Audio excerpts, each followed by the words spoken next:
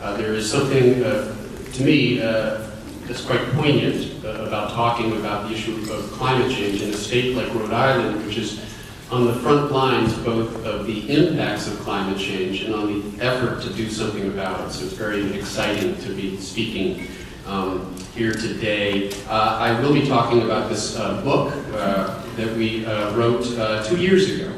Came out late summer 2016, a book about climate change, Denier, co-authored between myself and Tom Tolles, who is the cartoonist for the Washington Post. And Tom, over the years, has really engaged in some of the hardest hitting commentary about climate change and climate change denial on the pages of the Washington Post in the form of his brilliant cartoons. And so when I had the opportunity to collaborate with him on this effort, I jumped at it. And so this book came out, a book about climate change denial, and we talk about the science and the impacts and then get into the politics and why we haven't yet acted on this problem to the extent we need to. I guess that there was something prescient about publishing before the last presidential election a book about climate change based entirely on cartoons, or based mostly on cartoons. There's some words as well, because of course we had no way of knowing that we would have a chief executive who's most likely to learn something from cartoons. But it didn't work. It doesn't seem to have worked, and so I've lowered my standards a little bit. Climate change denial in the age of Trump. The paperback edition of the book just came out earlier this month, and there's a new chapter, because of course we had to update the book after the last election. Well, I've aimed my efforts even lower now. I did co-author a children's book about climate change. It's aimed really at 5 to 10-year-olds. So I'm hoping maybe we've hit the sweet spot here for educating Washington, D.C. about this problem. So we start out talking about science, how does it work? Too often we see climate change deniers try to present themselves as modern-day Galileos, railing against the establishment. Well, there's a wonderful quote from Carl Sagan, one of my personal heroes, a great scientist, a great communicator. And as he once said, the fact that some geniuses were laughed at does not imply that all who are laughed at are geniuses. They laughed at Columbus, they laughed at Fulton, they laughed at the Wright brothers, but they also laughed at Bozo the Clown. And I think a number of us in this room probably remember Bozo the Clown. And here's the problem. For every true Galileo, there are thousands of Bozo the Clowns. And too often today, they have the megaphone when it comes to our larger public discourse over human-caused climate change. And we'll see some examples of that a little bit later. So the basics here, we don't have 100% certainty about the details of climate change. We don't have 100% uncertainty about gravity. We've still not measured the fundamental particle. I start out as a theoretical physicist. We still haven't measured the fundamental particle of gravity, the graviton. So you could say there's uncertainty. There's some pretty important uncertainties when it comes to the theory of gravity. That doesn't make it safe to jump off a cliff, does it? And yet there are those who would have us jump off the metaphorical cliff of not acting on climate change based on the same levels of uncertainty. Why should we care? It's not just about polar bears and penguins. I care about polar bears and penguins. Barry Gold eloquently said, this is about the sort of planet that we want to leave behind for our children and grandchildren, and I want to leave behind a planet with the same beauty and wonder as the planet I grew up on.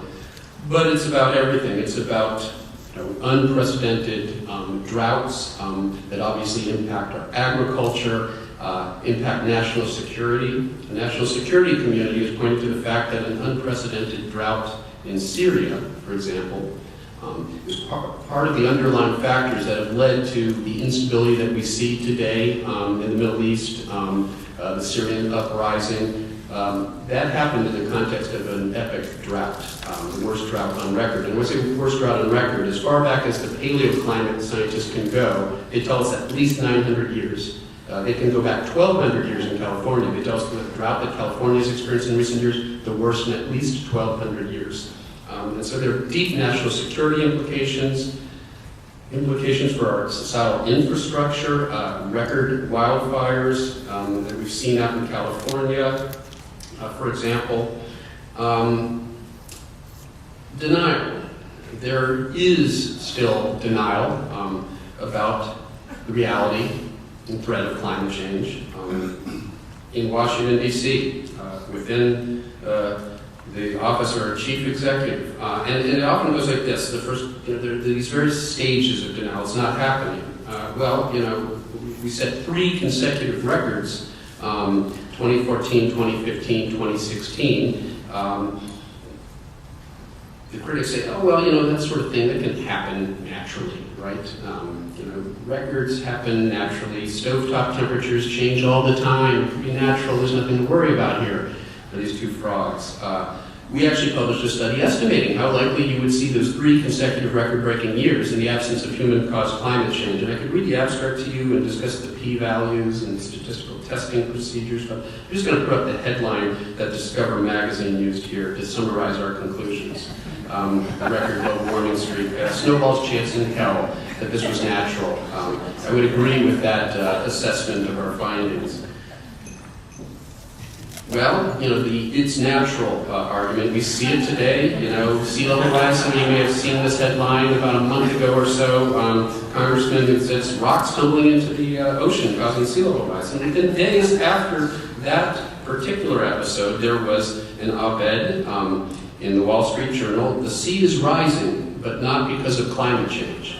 To me, that's like saying that the continents are moving, but it's not because of plate tectonics, or objects are falling, but it's not because of gravity. It's sort of on the same footing as those assertions. And we replied with a letter to the editor, as did Senator Whitehouse. And both of our letters appeared about a week later in the Wall Street Journal, where we explained, the fundamental underlying science. And yes, there are ice shelves that are now breaking off that are larger than the state of Rhode Island. I just wanted to mention that. And there's lots of other evidence that we are experiencing unprecedented decay now of the ice sheets. And that's very alarming, because once those ice sheets start to go, it's very difficult, if not impossible, to stop. And you commit yourself not just to feet of sea level rise, not just inches like we've seen, or feet like we're likely to see within the next few decades, but we're talking 20, 30 feet of sea level rise ultimately. And you can imagine if high tide causes a loss of 4% of Rhode Island's surface area, you can imagine what 6, 7, 8, let alone 20 feet of sea level rise would do. And I know at least one person read our letter to the editor because he was sitting next to me on the flight that I was on that day. And you can see the letter to the editor by us and Sheldon Whitehouse there as well. A few days later, The Hill, the same individual, Fred Singer, sort of the granddaddy of climate change denial, an all-purpose denier, worked for the tobacco industry, worked for the chemical industry today. He's funded by the fossil fuel industry to attack the science of climate change. And so he was sort of doing the rounds, publishing his op-ed in any venue that would take it. The Hill published a similar op-ed from him a week later. We wrote a reply to that as well. And on the day that our reply came out, there were 3 studies that came out in the journal Nature about Antarctic ice sheet collapse, one of which indicated that Antarctica is melting 3 times faster now than it was a decade ago. It seemed to sort of put an exclamation mark on our reply to this ridiculous op-ed by Fred Singer. So no, it's not self-correcting. The effects of sea level rise. It's not a good thing. These are various lines of denial. Sorry, Scott Pruitt, sorry first that you're gone. Actually, I'm not at all sorry that you're gone. But sorry, but actually global warming is not good. It's not a good thing. Why is it not a good thing? It's really not hard to explain anymore, is it? Unprecedented superstorms and droughts and floods and wildfires and heat waves. If you think that's a good thing, if you think a mega hurricane wiping out Puerto Rico, if you think that's a good thing, then maybe climate change is a good thing. These are culled just from the headlines today. Okay, the impacts of climate change are no longer subtle. All you have to do is look at the day's headlines and you'll see them. Heat wave scorches Sweden as wildfires rage in the Arctic Circle. That's not a typical thing. The Arctic Circle doesn't usually experience widespread wildfires, but the unprecedented heat and drought is causing that. Japan saw unprecedented deadly floods. We've got a mega heat wave building up in the US right now. All around the planet, we are experiencing a planetary heat wave this summer. Records falling all over the northern hemisphere where it is summer. The impacts of climate change are no longer subtle. We're seeing them play out in real time. And then the final stage of denial, well, okay, but it's too late to do anything about it anyway. And fortunately, that is not true. There is still time to avert the worst impacts of climate change, but as our own work, we published an article last year demonstrating that there may be 40% less carbon that's left to burn than we thought if we are to avert 2 degrees Celsius, 3.5 Fahrenheit warming of the planet, which many scientists say is where we really start to see the worst and potentially irreversible impacts of climate change. It's a red line we certainly don't want to go beyond. And what we showed is that it's actually an even greater challenge. So, the Paris Agreement, monumental agreement, it gets us about halfway to where we need to be to avoid dangerous planetary warming. It's a good start, but we have to improve on it. And at a time when the President of the United States is trying to back out of the Paris Agreement, we actually have to ratchet up our commitments in the years ahead if we're going to avoid dangerous warming. So it can still be done, but there is great urgency of action. And great urgency here in the United States of changing course. And we'll have an opportunity to do that in about 100 days if we choose to do that. The war on climate science, I've experienced it firsthand. I've been on the front lines.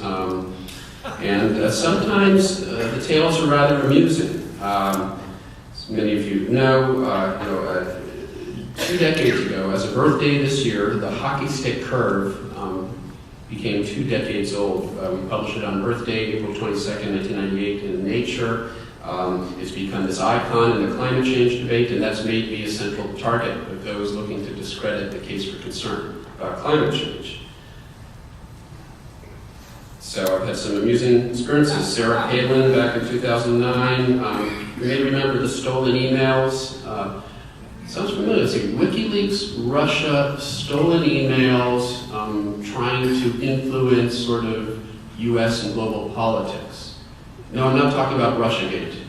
I'm talking about ClimateGate. This was a test run for what we're seeing deployed today. Back in 2009, in an effort to scuttle the Copenhagen Summit, which was the first major opportunity in years for international cooperation on climate change. All these emails were stolen off a server in the UK, including emails of mine and many of my colleagues, and they were used and taken out of context to try to make it sound like, scientists were cooking the books. It was used to discredit the underlying science going into the Copenhagen Summit. The first words out of the mouth of the Saudi Arabian delegate was that these stolen emails prove that climate change is I forget the exact word, but something effective, is a non-issue. And it will fundamentally impact these proceedings. So it was clearly intended to be used as a way to distract the public and policymakers and to attack the underlying case for concern. Sarah Palin at the time wrote an op-ed, in the Washington Post, where she claimed that experts were manipulating records and hiding the decline of global temperatures. I wrote a response to that 9 days later, pointing out everything that she had gotten wrong, the erroneous nature of essentially everything that she had said. And I have to say, it seems to have even gotten through to Sarah Palin, because a year and a half later, so these are her words. A lot of those emails obviously weren't meant for public consumption, and they could be taken out of context. They could be misinterpreted if taken out of context. Those are her own words. In response to a Freedom of Information Act demanding her personal emails from the time she was governor of Alaska. And then there's James Inhofe, who wanted to prosecute 17 climate scientists, including myself, including Susan Solomon of MIT, a recipient of the Presidential Medal of Science, simply because we were promoting the supposedly discredited science of climate change. So he wanted to prosecute 17 of us. Do those remember the movie The Manchurian Candidate, which is really a parabola for our times? They came up with 57. There were 57 communists in the House of Representatives. Inhofe couldn't come up with 57 scientists, but he did find 17 of us that he wanted to prosecute.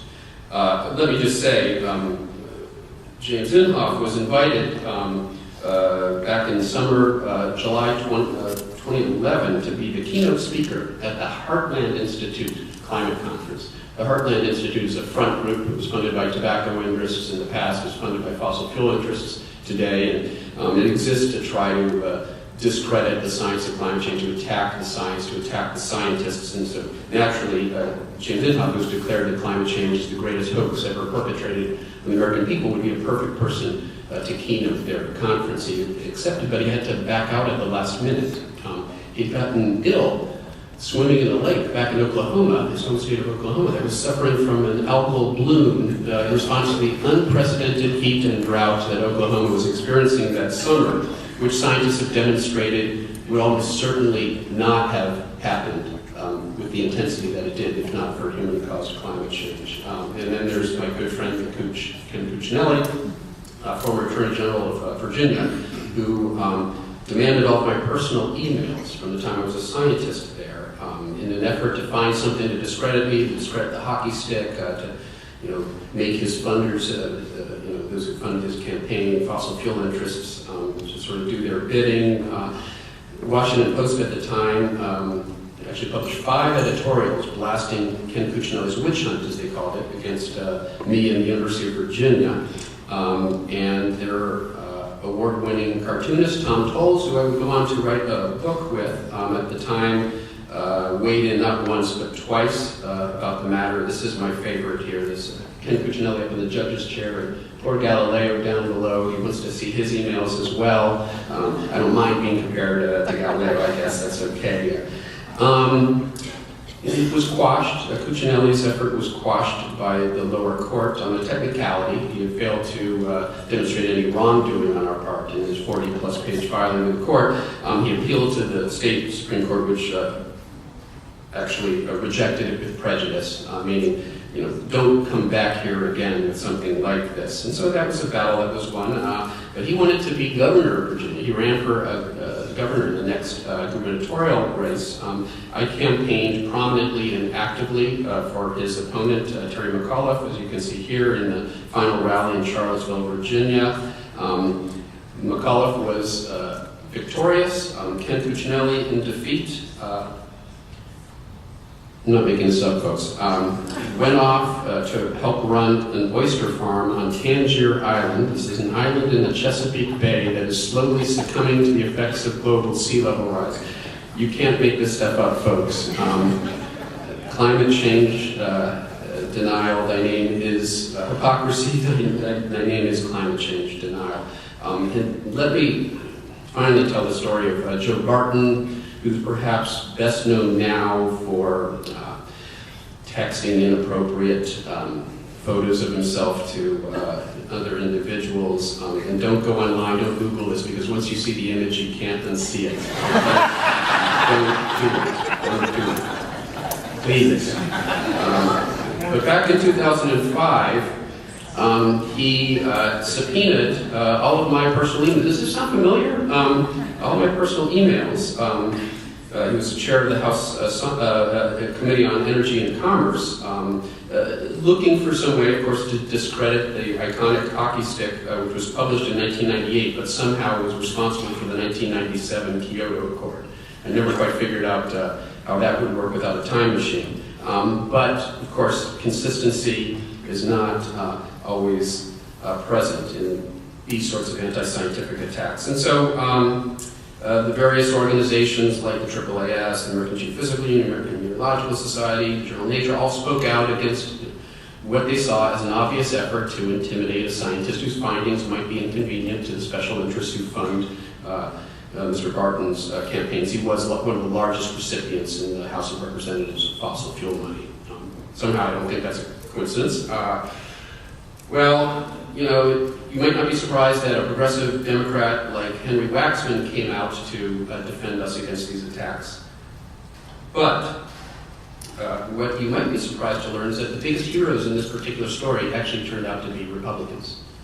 Sherwood Bullard, who was an old-school, pro-science, pro-environment Republican from New York, chair of the House Science Committee, who blasted Joe Barton's attacks against us, stopping just short of calling them out for modern-day McCarthyism. And you might recognize this guy as well, John McCain, who wrote an op-ed at the time where he said, the message sent by the Congressional Committee to the three scientists, me and my two co-authors, was not subtle. Publish politically infallible scientific results, embrace yourself with political retribution, which might include denial of the opportunity to compete for federal funds. It represents a kind of intimidation which threatens the relationship between science and public policy. That behavior must not be tolerated.